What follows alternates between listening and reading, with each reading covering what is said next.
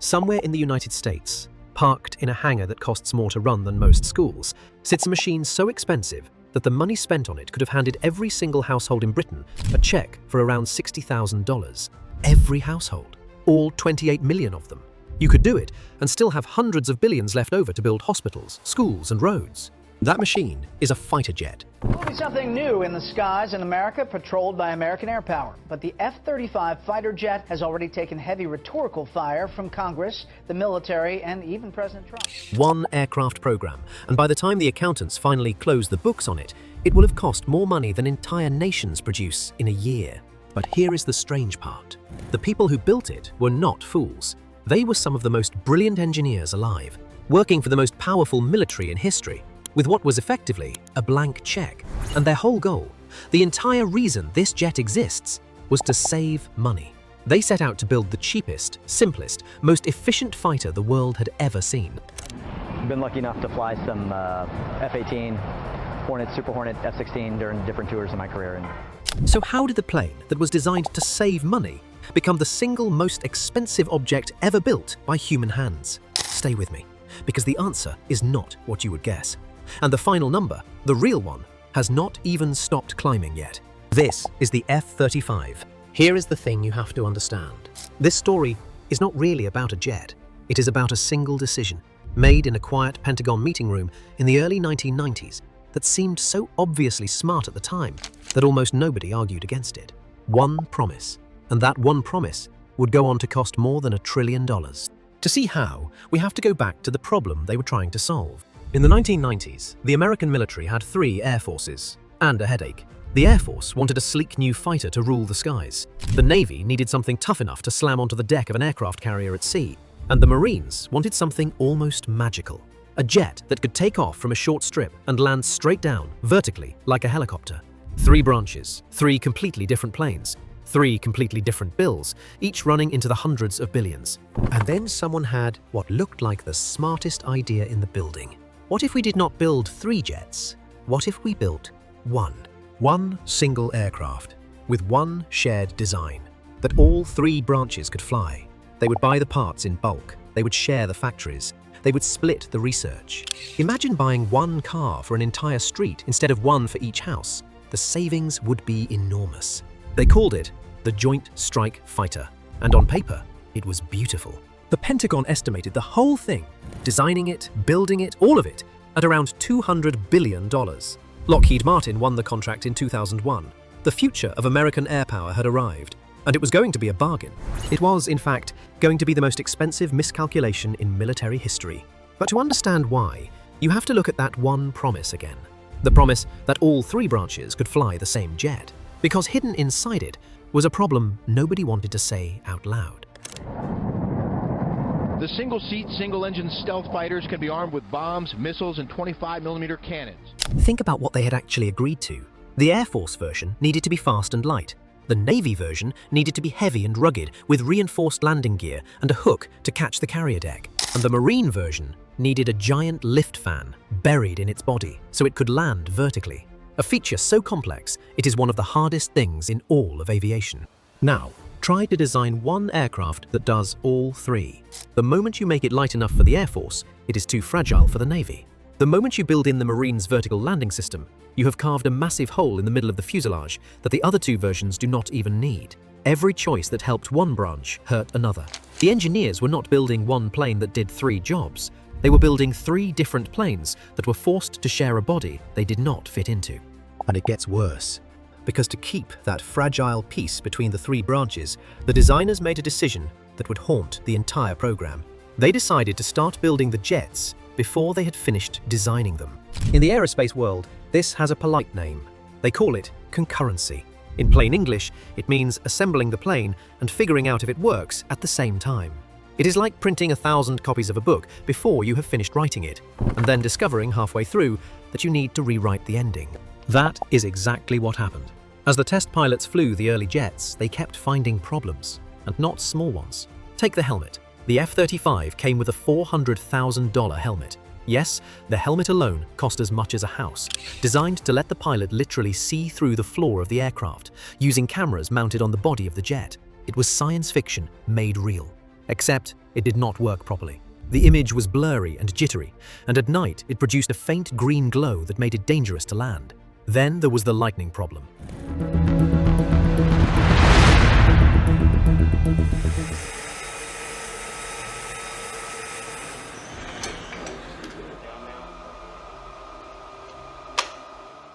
For years, this fighter jet, built to survive combat, was not allowed to fly within 25 miles of a thunderstorm because of a risk that a strike could ignite fuel vapor inside its own tanks. A warplane that had to avoid the weather. And cracks kept appearing in the structure during testing. Engine problems grounded fleets. The list of defects ran into the hundreds. But here is the truly expensive part, and this is the trap that concurrency sets. Every single time they found a flaw, they did not just have to fix it on the drawing board. They had to go back and physically repair the hundreds of jets they had already built and shipped. Retrofitting, it is called, over and over again. Each round of fixes costing millions, then tens of millions, then hundreds of millions of dollars. They were paying to build the plane, and then paying again to unbreak it. And they had volunteered for this.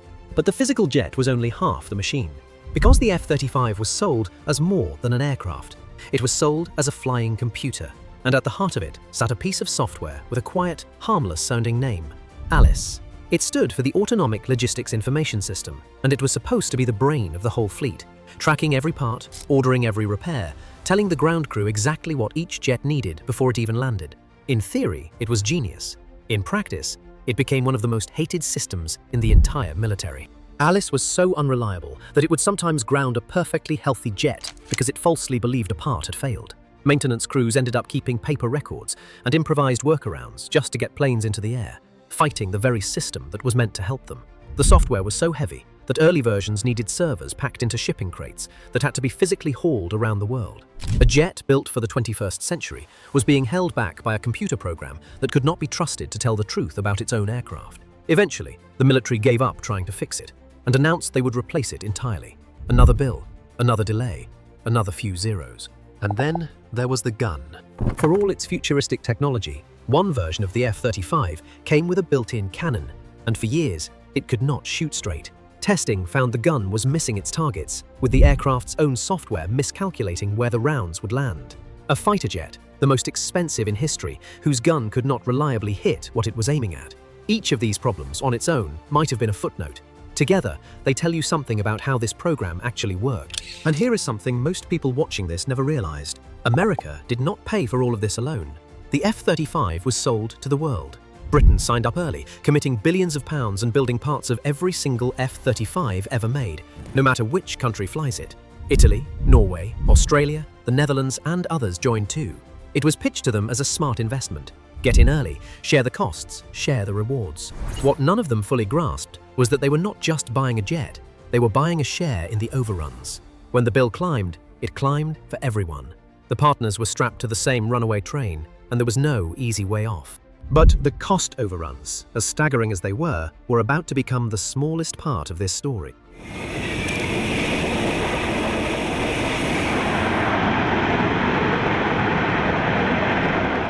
Let me show you how the number moved, because this is where it stops feeling like a budget and starts feeling like a runaway train.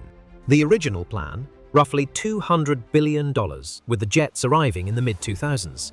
Then the delays began, and the figures swelled.